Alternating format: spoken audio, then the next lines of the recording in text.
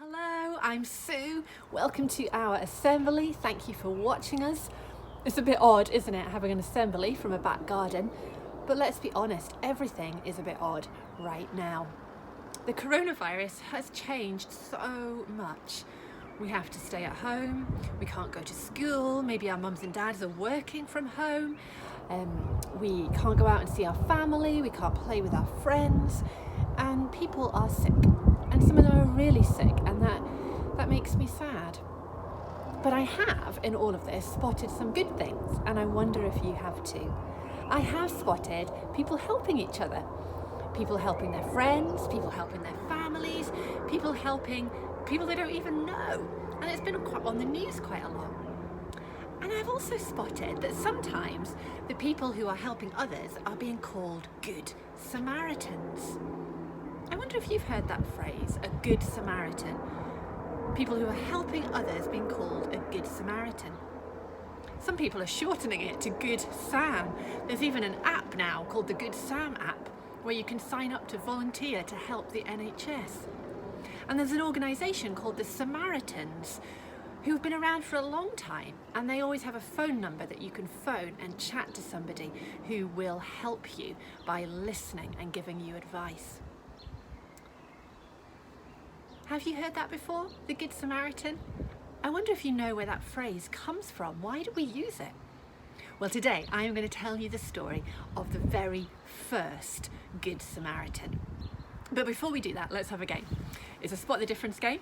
I am going to show you 2 photos of a table, and I want you to see if you can spot 5 differences. I'm going to give you 30 seconds to look at them, see if you can spot 5 differences. If you're watching this with somebody else, tell them the differences you find.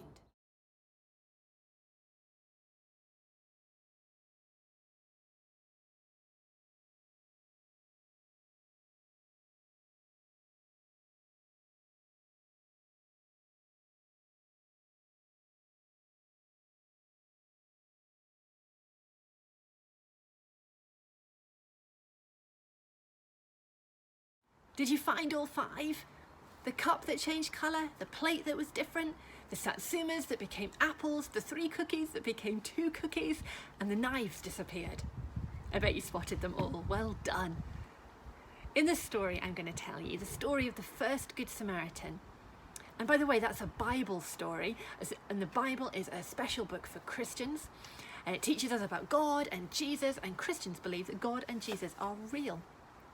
But in this story of the Good Samaritan, one character is different from all the rest. Most of the characters are Jews, but one character is a Samaritan. And what you need to know is that Jews and Samaritans didn't get on. They were enemies. They wouldn't even speak to each other or have anything to do with each other.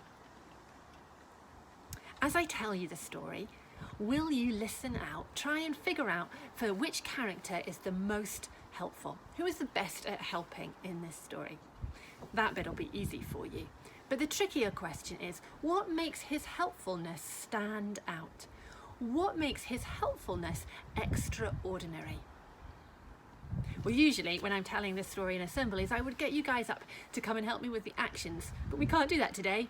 But instead I've got some little characters, even some furry ones, who are going to help us.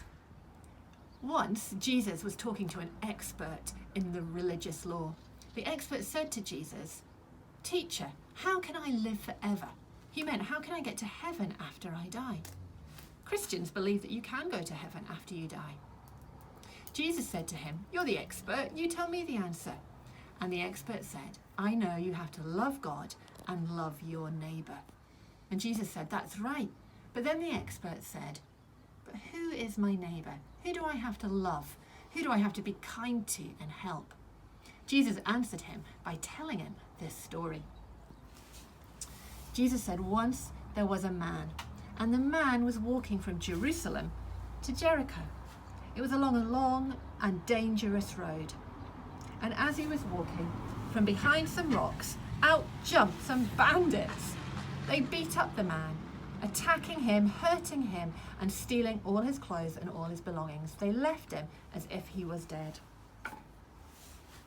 Jesus said, "Along the road came a priest is the leader of God's people. He works in the temple, in the church.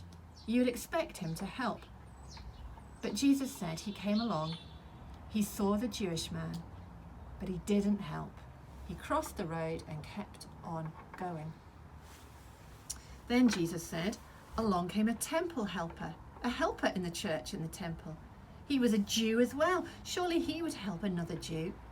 But Jesus said he looked at the man, shook his head, didn't help, and kept on going.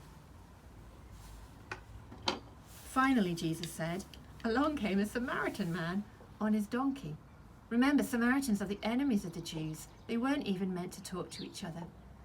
But Jesus said the Samaritan man saw the Jewish man injured, had compassion on him, got off his donkey and started to help him. He used his own wine and oil to clean up the man's wounds. He used his own bandages to bandage up the man's wounds. And then he took the man, put him on his donkey, and took him to an inn. The Samaritan paid the innkeeper to look after the Jewish man until he was better. The Samaritan man used his own money and his own time and his own things to look after somebody who was meant to be his enemy. And that is the story of the very first Good Samaritan.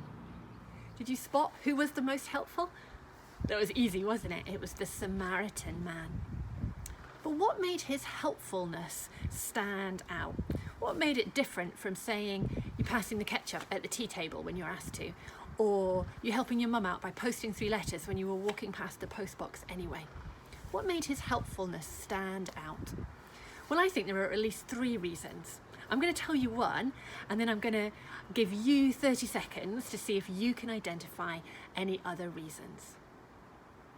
So I think his helpfulness stood out because he used his own things to help the injured Jewish man. He used the oil and the wine to clean the Jewish man's wounds. Maybe he needed that oil and wine for something else, but he was prepared to use his own things to help somebody else.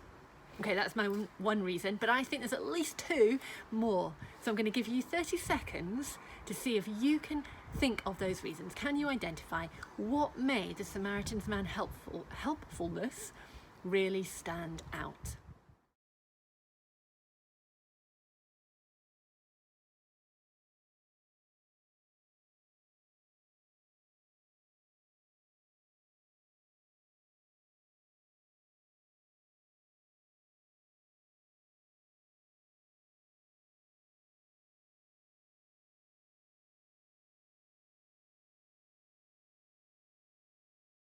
I wonder what you came up with.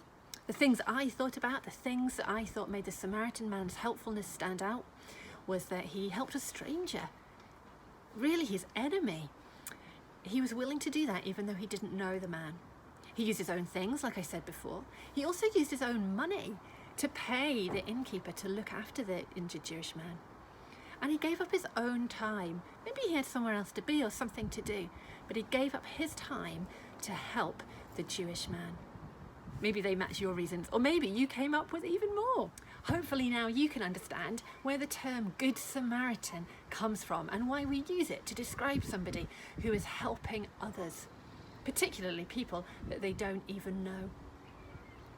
Christians believe that God wants them to be like the Good Samaritan. He wants them to be helping others, but not just when it's easy, when they have to give up their own time, when they have to use their own money or possessions, even when they don't know the people, perhaps even when they would call those people their enemies. I wonder what you think. Do you think, whatever you believe about God, that you should be like the Good Samaritan? I'm going to leave you with 2 challenges. The first is this: can you spot some Good Samaritans in your community or on your news?